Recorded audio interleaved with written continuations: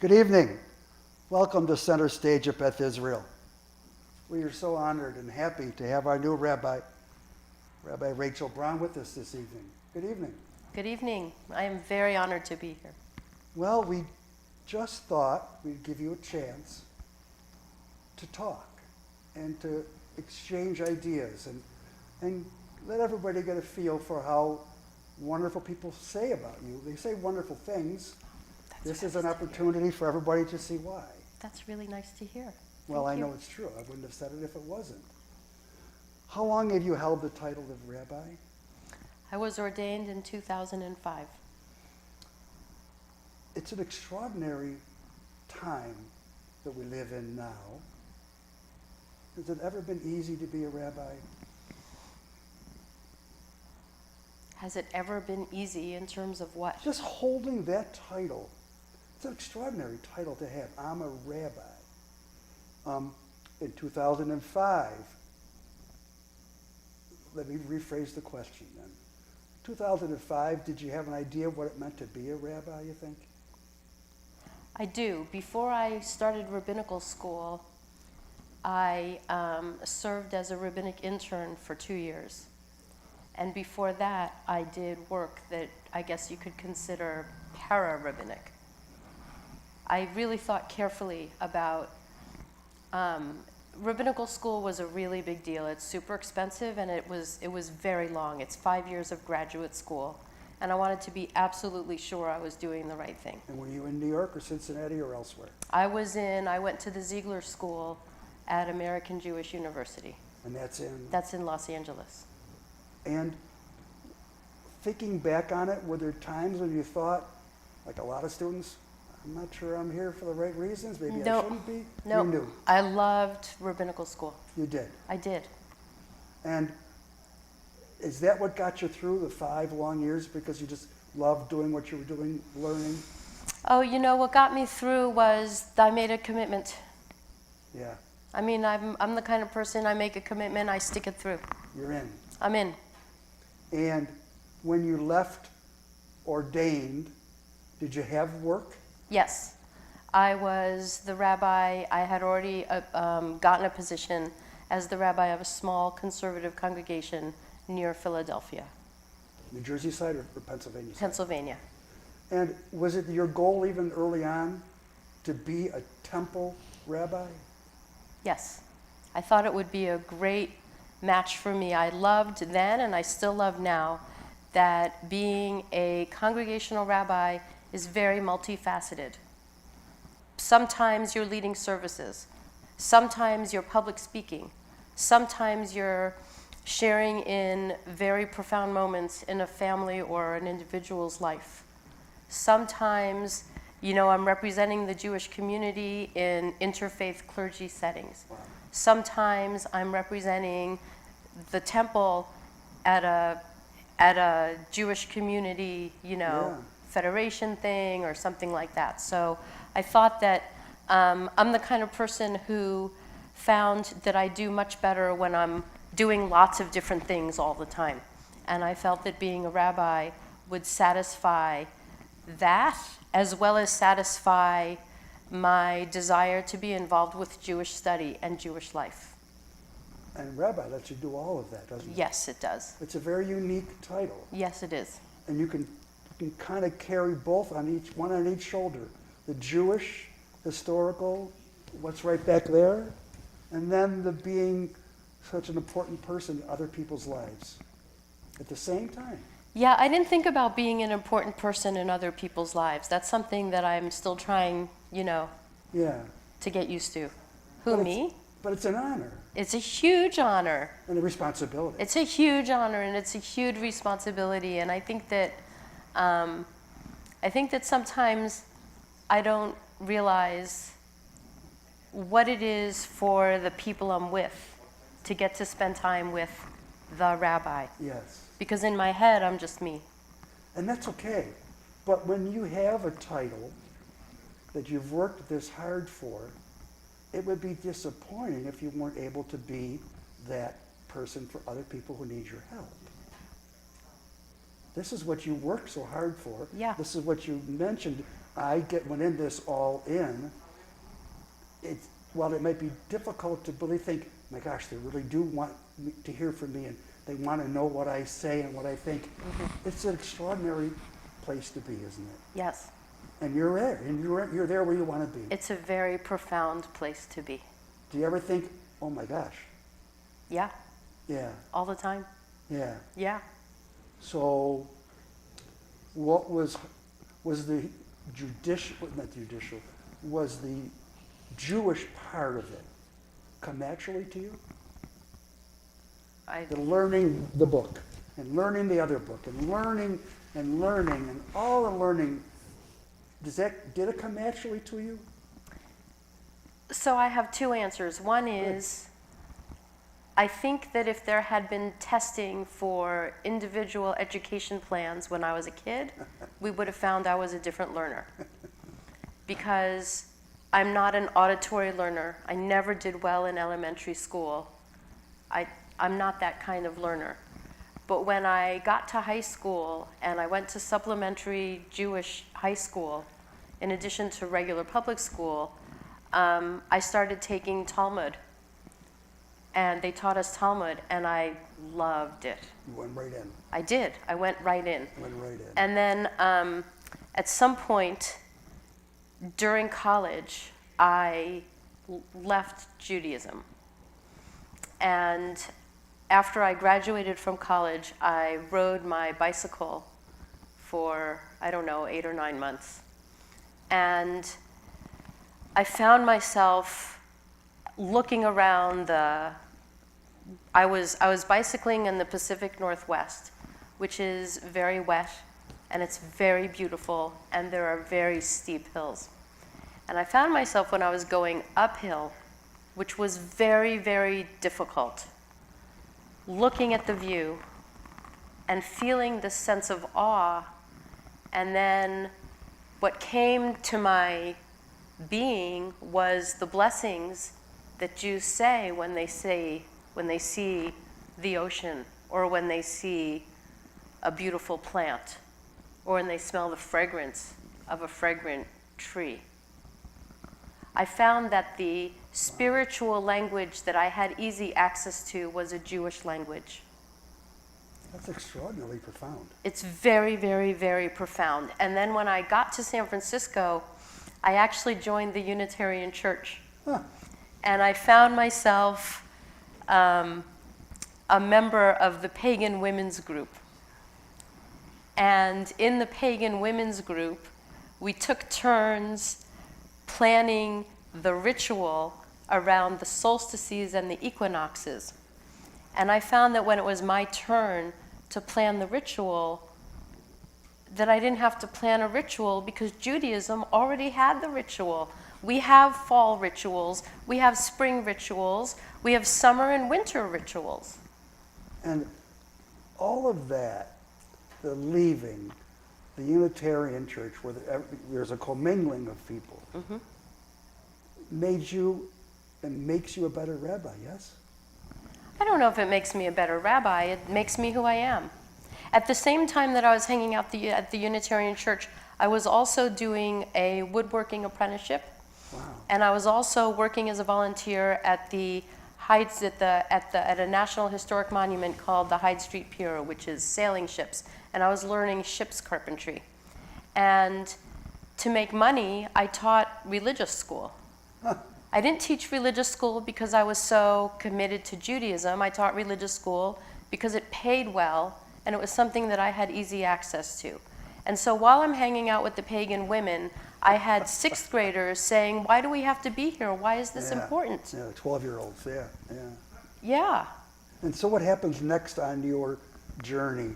Well, so what I learned from hanging out with the Unitarians and from doing some deep soul searching about, why do those kids have to be there? Why do they have to show up on Sunday morning? They could be sleeping late. They could be staying later at their sleepover party. Why do they have to come on a Tuesday or a Wednesday or Thursday afternoon? Or all of the above? Or, well, not where I was working. It was one of those. Okay. I learned that, or I figured out, I discerned that I think that we all want to connect to something that is greater than ourselves.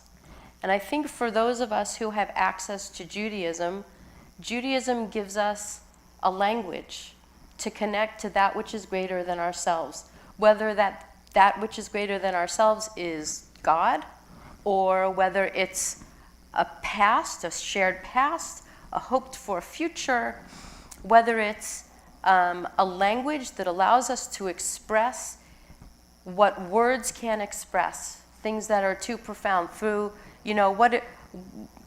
what is it like to have your first baby? We have a ritual for that. And the second and the third, we have rituals for that. Yes. How do you express yourself when somebody you love dies? We have rituals for that. And our rituals are not just personal ways of speaking, it's something that our whole community understands. And so when someone who you love dies, God forbid, suddenly people you don't even know show up to help make the minyan and to be present so you don't have to be all alone with your thoughts. And the beauty of that is that through your learning and going outside and coming back in, you probably appreciated all of the things that make life easier and better. Yes? I don't think they make life easier or better, okay. But I think that for those of us, and I think that every tradition has these. I don't think Judaism is better than. Okay. It happens that this is the language I know. This is my first language. Yeah. I didn't have to learn this as an adult learner. Got it. I know Judaism. I grew up with it. I grew up going to a yeshiva day school. I learned Hebrew when I was in the first grade. Yeah. The whole religious thing, I got it very early.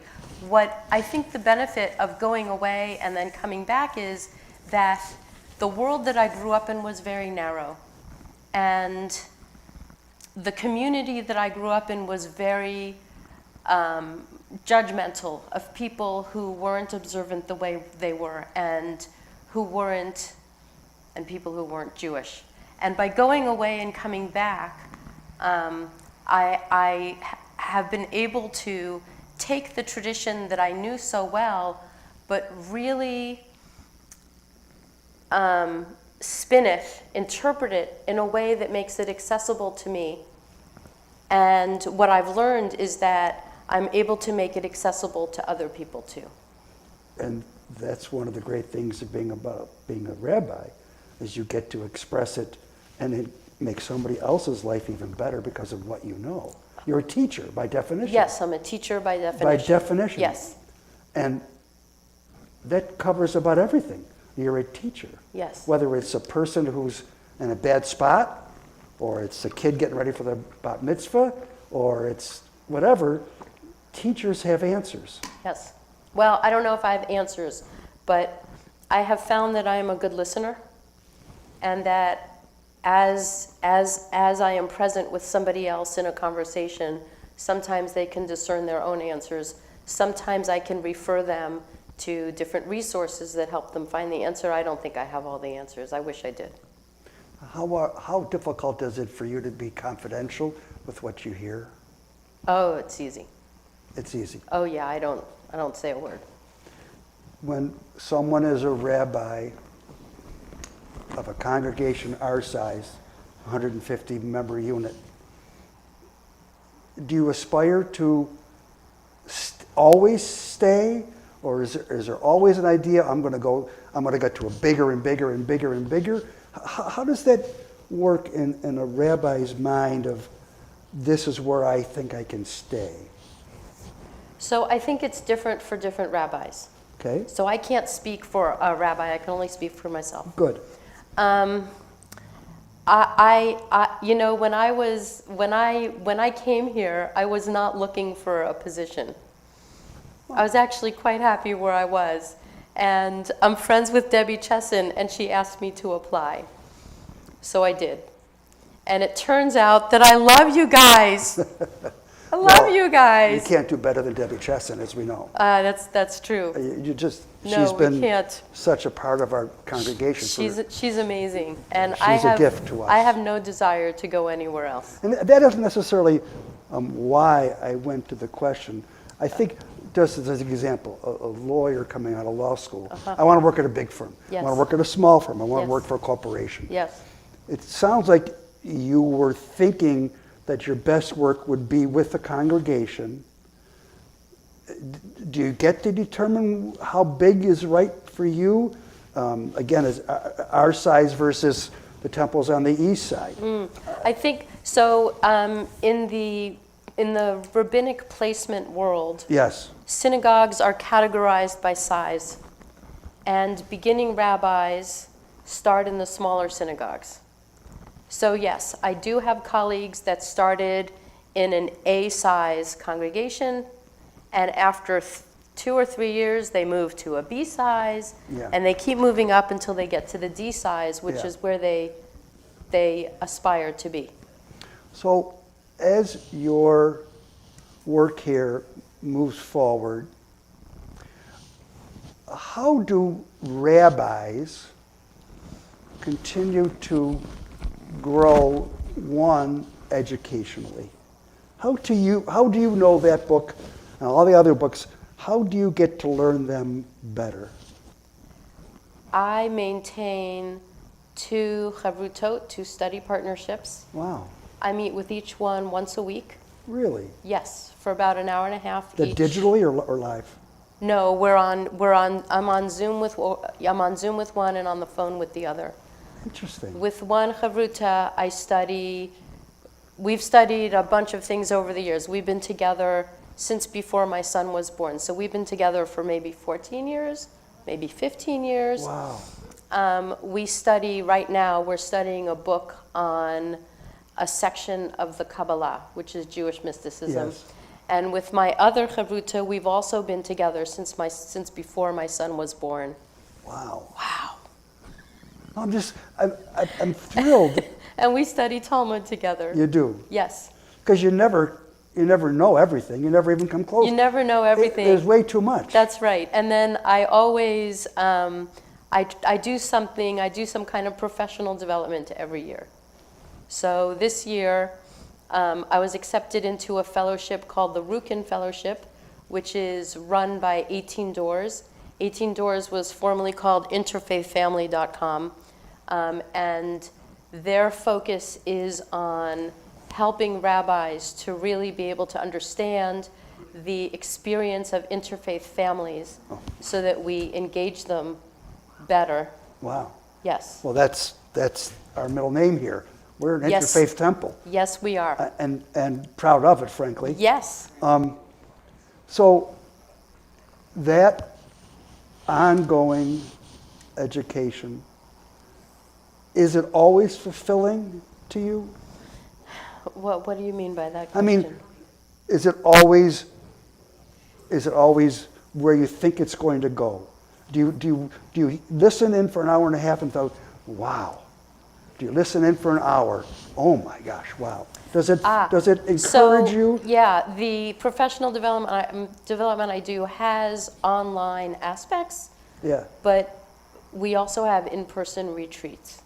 yeah, And, this is probably true with every conference, every professional development. Some are planned better than others. yeah, yeah. Some have more content that I take home with me.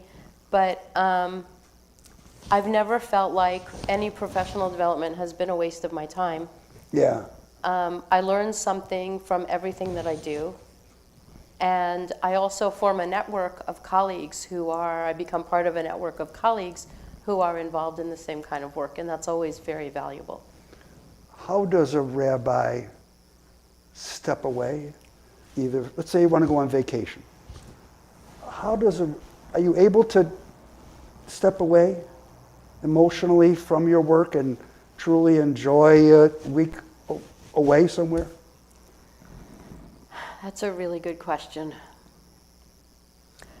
I'm very careful when I'm away to not respond to regular emails. Not easy. No, not easy. If there's an emergency, I'm available to talk on the phone, to text. I do check email every now and then unless I really don't have access to it. Yeah.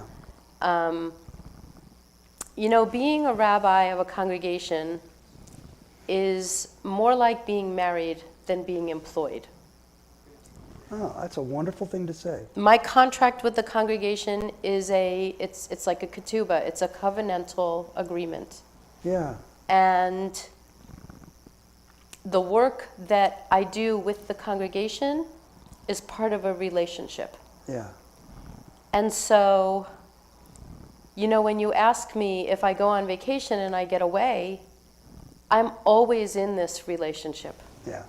I'm always holding the people of the congregation close. We were recently in California to visit my in-laws, and I got a text from a member who was suffering, and I responded right away.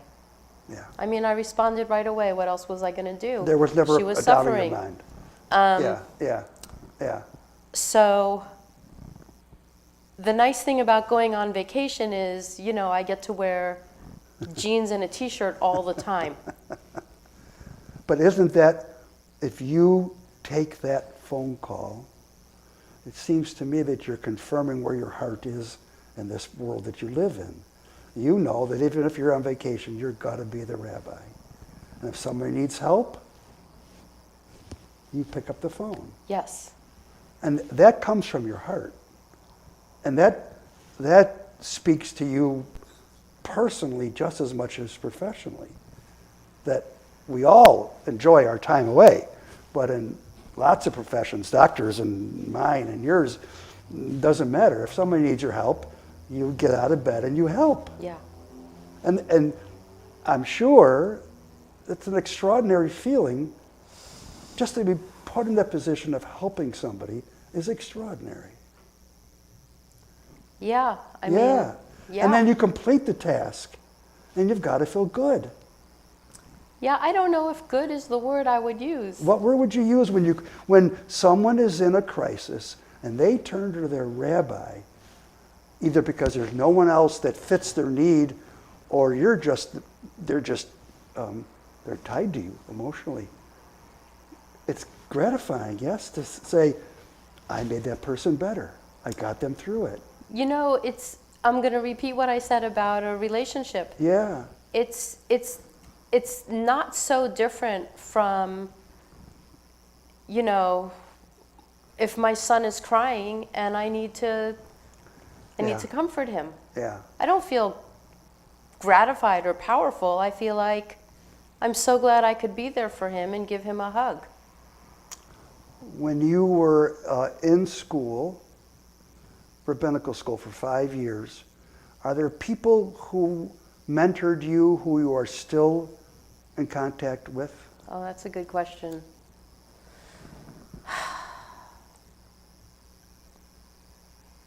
I don't think so. No. No. And these groups that you're in now, are those groups that you think you're going to maintain communication with because they really are helping you become a better rabbi? They're people that I'm going to maintain communication with because they're my friends. Yeah. Yeah. And they consider you a friend as well. I hope so. Yeah. Yeah. When they open up and they take the book out and we start reading it, is it an emotional thing for you to read the Torah? Oh, wow, you're asking good questions. I hope so. That's what When I'm I here read the for. Torah, when I'm actually prepared to read the Torah, when I've learned it, because you know the text in the Torah doesn't have vowels or Yeah. cantillation marks. Yes. So one has to memorize those things. Yes. I honestly feel like I am channeling God. Yeah. I feel like Wow. the words are coming into me and out of my mouth. And that's been going on for quite some time here in this world of ours. Thousands and thousands of years. I guess so. I mean, I don't know what other people's experience is. I'm saying they've been reading the Torah for a long Yes, time. we've been reading the Torah for a long time. Yeah. So when you read it, certainly the greatness of being a Jew is where you have a million different interpretations of the same words. Some people can say it's 4 o'clock, some people can say it's midnight. Yeah. It's because we're Jews. Yeah. Do you automatically form your own individual interpretations of what you're reading? I'm very inspired by commentaries that I study. And are there some who you specifically turn to when you're studying Torah? I specifically turn to Hasidic commentaries. Which would be how old? Ranging from the late 1700s to the mid 1900s. And is that something that you've always turned to, that era of scholarship? Yeah, I didn't learn about the Hasidic commentaries until I went to Israel for my year in rabbinical school in Israel. And so that was 2001, I think. And what do they provide to you as you're learning, as you read now? The Hasidic commentators provide kind of a psychological look at the text. Psychological, spiritual. So I find that their commentaries are timeless because we all suffer. We all question our faith. We all, even today. And so the stuff that they wrote, or the stuff that was written down, their teachings, I find to be very, very relevant and sometimes very profound. And that's what makes it so special. Yes. Is that you're not just creating your own thought. We get to look back at hundreds of thousands of years of thought. Yes. And we get to draw our own conclusions. Yes. And there are definitely times when I've studied commentaries and read the text and come up with my own, new ideas. Yes. But I tend to really lean on the Hasidic commentaries. And that work, your rabbinical work of reading the commentary, does it just make you part of your job, or is it really what you love about the work you're doing? It's part of what I love about the work I'm doing. Yeah. Yeah. I mean, you're reading other people's ideas for what you're trying to figure out. Yeah. And you trust their work, and then you draw your own conclusions. Yes. That's you learning to be a better teacher, yes? Oh, maybe. Yeah, I don't know. No one's ever the perfect teacher. No. And you can't be a better teacher till you've learned more. Yeah. How hard is it for you to express what you've learned separate from what you've read? I mean, do you say to yourself, my gosh, I really am thinking like that guy or that woman thought 300 years ago? Or is it totally a fresh thought from you? I'm not really sure how to answer that. Okay. I think that all of us are the accumulation, I guess, of everything we've experienced. That's a great answer. And the more experiences you have, the better your leadership qualities are. Well, I wouldn't say the better my leadership qualities are, Okay. but I would say that the more experiences I have, the easier it is for me to understand that somebody else's, where they're coming from, is valid. And when you hear opinions that are truly contrary to what you believe, is there a way of keeping that all together? Or do you just say, wait a minute, I think there's a much better way to analyze that portion?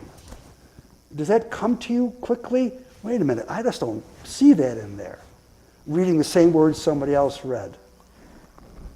You know, sometimes when I'm studying with people, somebody will say something that hadn't occurred to me Yeah, at all. yeah, And I love that. okay, I love that. yeah, Now, there are times when I'm studying with a group of people and somebody will bring something up from a commentator that I really don't agree with there you go. because they're misogynistic, Ooh, because Wow. they're very Jewish-centric and they're not interested in seeing other peoples as valid, and then I have a problem. so let's change the subject. Okay. When you enter a Reform-based temple, you were certainly not raised Reform. No. So when you were you were raised Orthodox, from what I Almost, can tell. yes.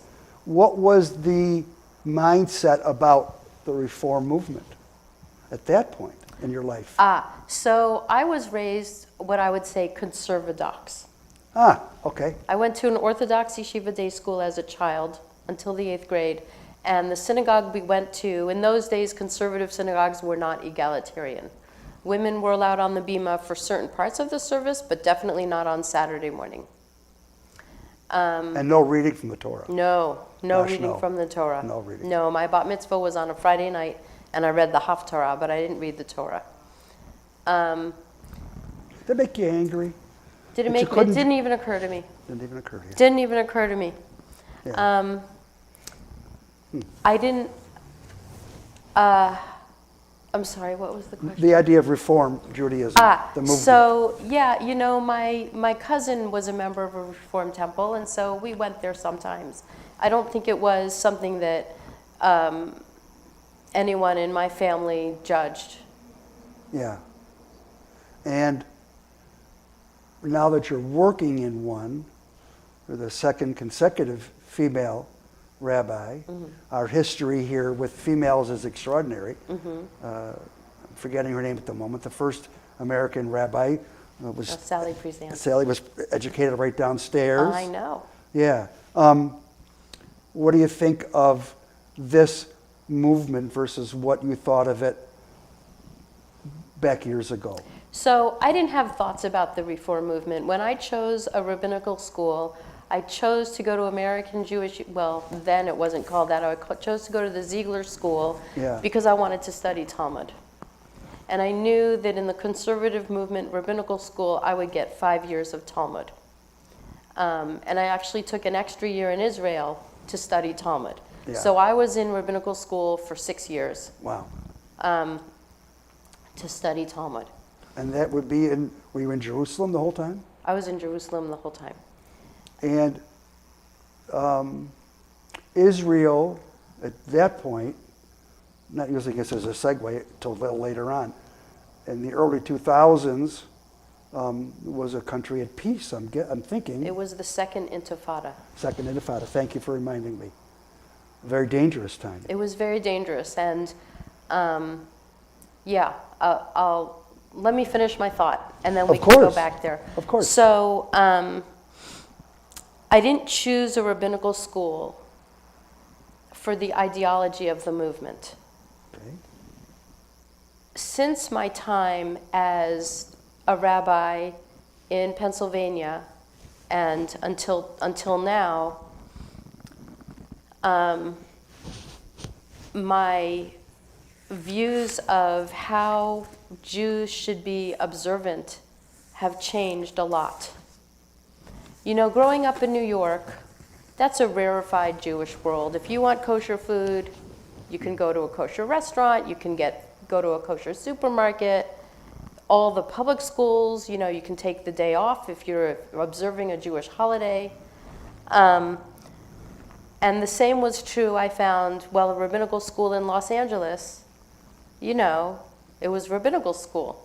We were in a solid Jewish world. Yes. But I found in a rural community in Pennsylvania, and when we lived in North Carolina and living out here, that the real world of Judaism is not that rarefied Jewish world where the world exists on the Jewish calendar and kosher food is right around the corner.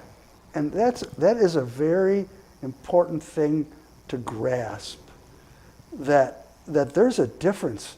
That we aren't just in this country, East Coast and West Coast. Yes. There's a lot in between. There's a lot of in between. And Literally. I think, Yeah. the more that I study Talmud, which I do every week with my study partner, I'm learning that the rabbis of the Talmud who formed the basis for the way we practice Judaism today, Yeah. they wanted people to be able to live in the real world. And their real world also was people had to work. People had to go about daily life. Maybe they lived in a Jewish neighborhood, but they were interacting with non-Jews. Yeah. Just like us, I don't know. You would have to ask an expert in Jewish history that question. But we have to live in the real world. Sometimes it is not an option to take Saturday, which is Shabbat, off. Sometimes, kosher food isn't necessarily easy to find. And I find that the Reform movement, it kind of speaks to that. Yeah.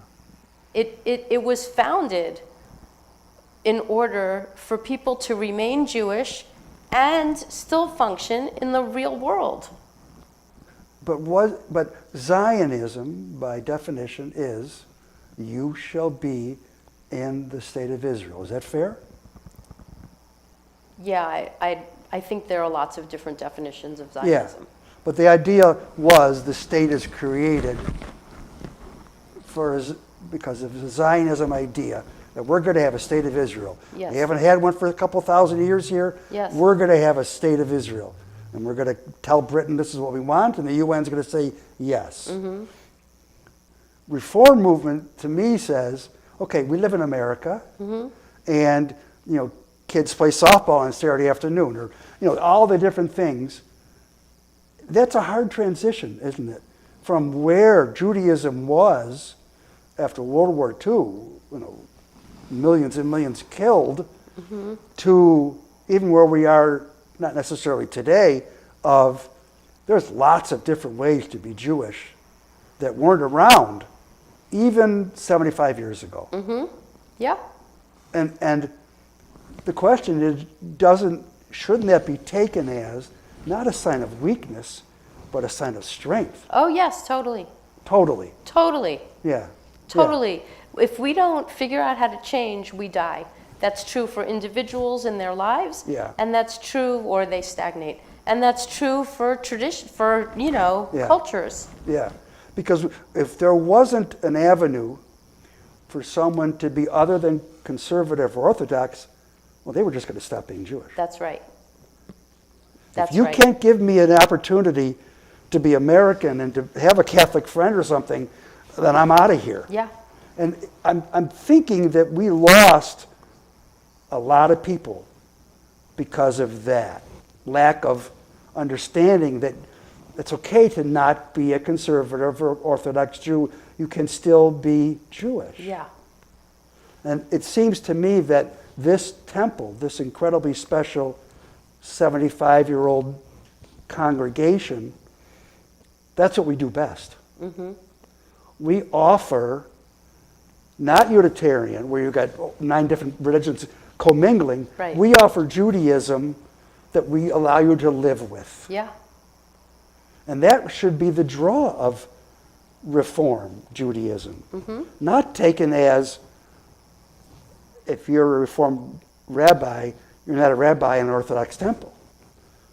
Right? You're just Rachel. I mean, do you know where I'm going here? No. Where I'm going is, we accept our membership and the people who come here to pray and to learn. We understand that we're still plenty Jewish. Yeah. But a lot of Jews don't believe that about us. Yes, there are definitely some, I don't want to say a lot because I don't know the numbers, Neither do I. But there are definitely some denominations of Judaism that do not consider us validly Jewish. Yeah. Yes. And the opposite side of that for, I think, our membership is, look, we're going to marry a non-Jew who may or most likely will convert once they understand how, if they make their own individual decision, but the door is open for everybody. Uh-huh. And to me, that's the richness of our movement. You know, once upon a time, a Jew choosing to marry somebody not Jewish Yes. was a blatant rejection of Judaism. I don't want to be Jewish. And I think since, you know, I'm not going to even say what year, but not so long ago, maybe 30 or 40 years ago, Jews and people who practice other faiths or no faiths had a very easy time to intermingle. Yeah. You know, things weren't restricted anymore. Yeah. Colleges accepted Jews. Yeah. Work sites accepted Work Jews. sites accepted Jews. Yeah. Health clubs accepted Jews. And being out there in the world, it was just as easy to meet somebody not Jewish as Jewish, or maybe even easier, because there are more people who are not Jewish than are Jewish. Yeah. And meeting and falling in love with somebody who wasn't Jewish was no longer a statement of not wanting to be Jewish. It was more about, I found a partner. And I'll be honest with you. I would say between you and me, but I know that they're all listening.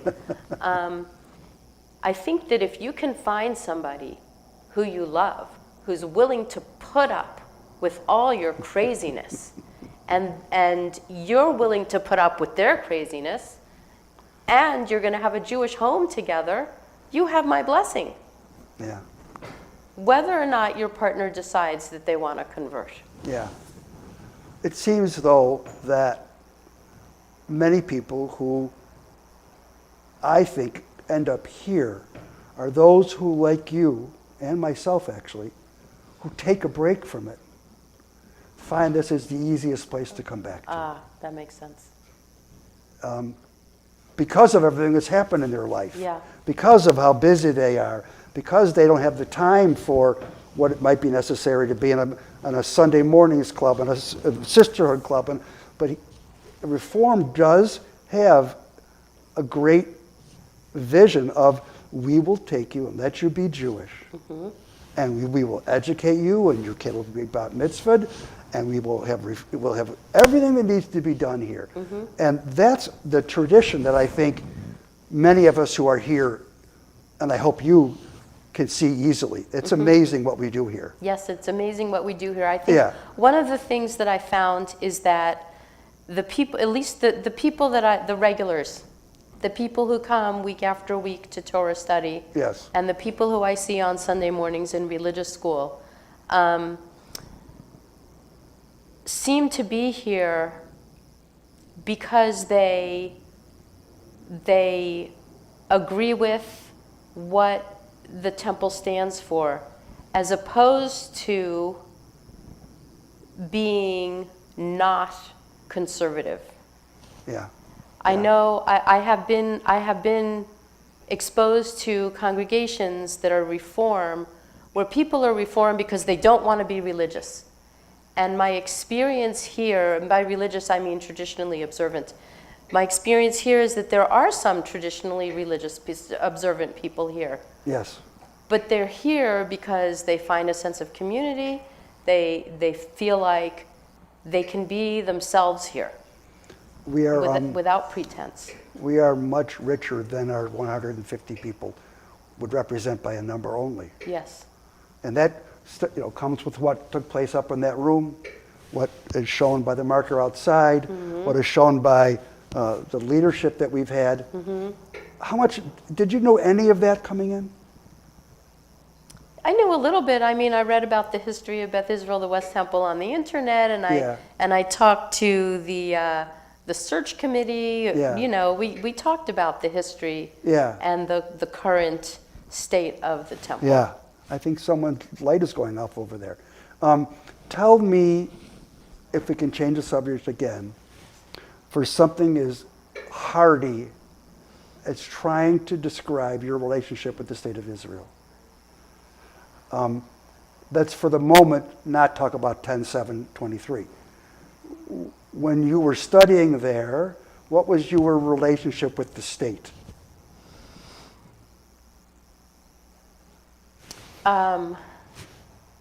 I don't really know how to answer that.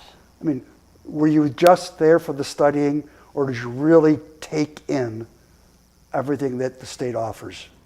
I made an effort to make friends with Israelis Yeah, and to do Israeli things. that's what I meant. I was involved with my American classmates, but I made a very close friend who's Israeli, and I traveled through the country with Israelis, and I spoke a lot of Hebrew, and I loved living there.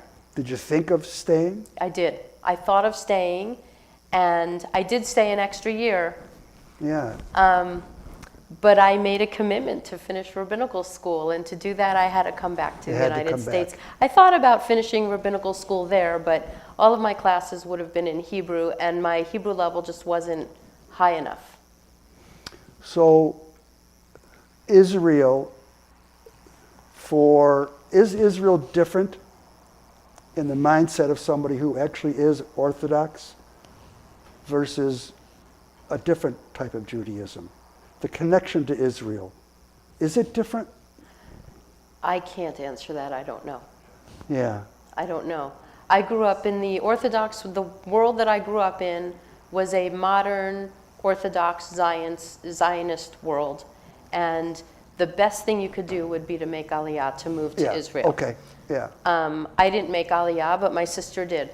Your sister's there now? No, my sister and her husband moved back here at some point, but they're both Israeli citizens, and their children are Israeli citizens. You were there during the unfortunately common time of military upheaval and safety called into question 24/7. Yes. Seems to me that the Israeli persona is a remarkably strong one. Yeah. Remarkable how they can come together even beyond the current problems and fight for the right for there to be a Jewish state. Yeah.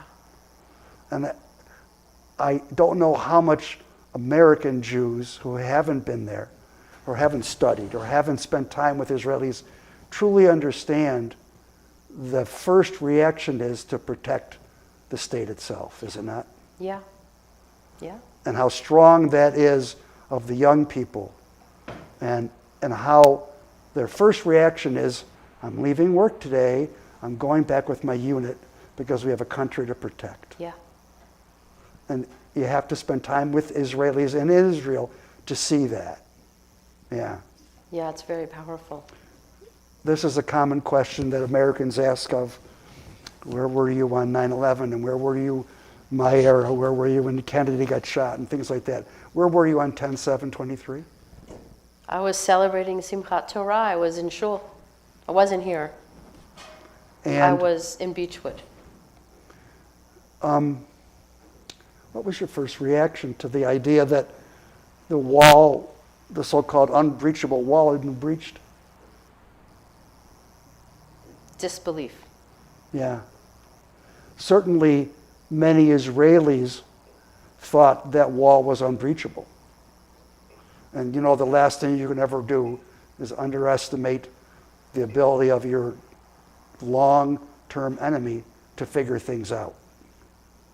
As nasty and as bad as they were in doing what they did, many Jews, I think, were shocked that they were able to do it. Yeah.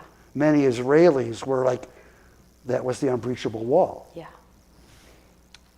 So, do you have family in Israel? I do have family in Israel. And where were they, what part of the country were they located in at that period Well, of time? my family is in the middle of Israel, but Okay. I have a friend, a good friend, whose mother-in-law was taken.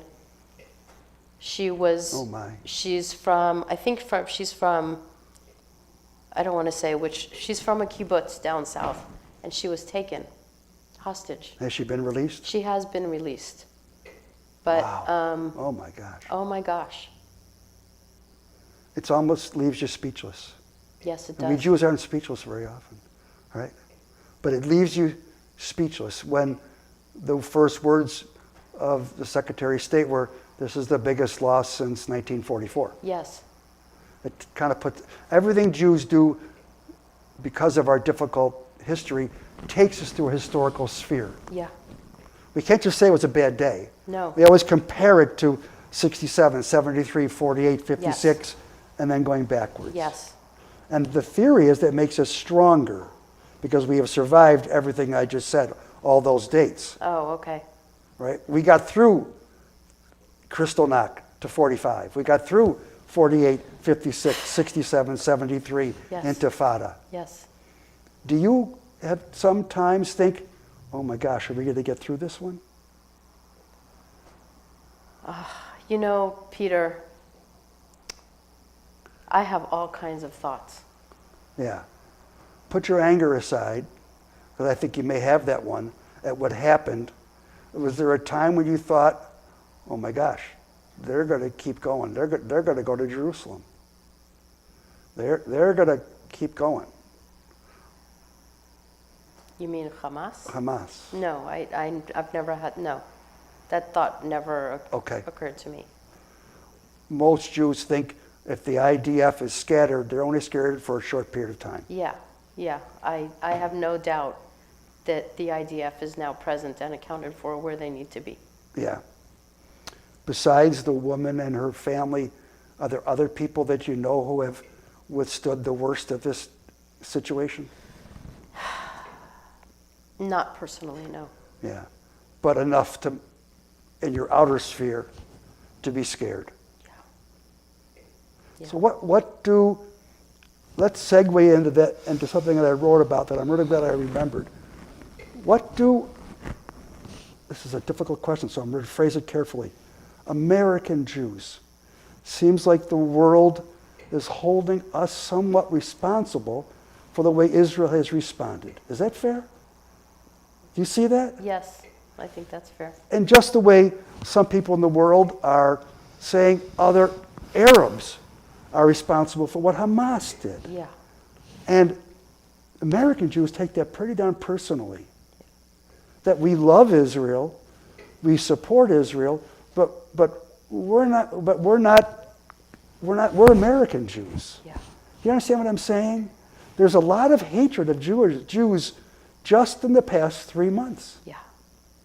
for something that we didn't start first, and we're just trying to finish. Yes. Have you felt that? That there's a lot of hatred? Yeah. Yeah. Yeah. I have. I mean, I read the newspaper. Yeah. It's hard. It's really, really hard. And the hope is, like everything else that we've been through, is it makes us stronger and more diligent in our Judaism and are more caring for our fellow man. In a perfect world, that's where this ends up, right? Mm-hmm. But there's a theory in me that says it's never been easy to be a Jew. I think that's true. From day one. I think that's true. And honestly, I don't know why. Don't know why. I have no idea why. My father used to tell me when he was in World War II, he'd meet people that said, I've never met a Jew before. Yeah. You're the first one. Yeah. And there's a theory that the reason the African American community and our communities used to be brothers was because we were all thought of as secondary citizens of this country. And that the 1963-64 Civil Rights Act may have been thought to be for the African community, American African community. It was also meant for people like us, Yeah. who weren't being treated fairly. Yeah. How far have we come, you think? Well, you know, it used to be that Jews were thought of as people of color, Yeah. but we pass. I mean, many of us are white, not everybody. but many of us are white, and we don't have to tell anyone about our religious affiliation. It's not stamped on our identity. You know, we don't have identity cards. It's not stamped on our driver's license, so we can pass in a way that people who are African American can't pass. My guest next month is Judge Francine Goldberg, who carries what I would just call an American Jewish name. And in some parts of this country, for hundreds of years, that has a designation of a Jew. Yeah, that's a good point. Yes. People used to ask me, you know, are you Jewish? They didn't know with a name like Sackett that the name was, of course, changed at Ellis Island and everything that's gone on. And it's hard to be Jewish in this country. It hasn't gotten any easier, I don't think. It can be hard. I mean, you know, living in Israel, I got to be in a place where mainstream pop culture was Jewish. Yeah. And it was pretty amazing. Yeah.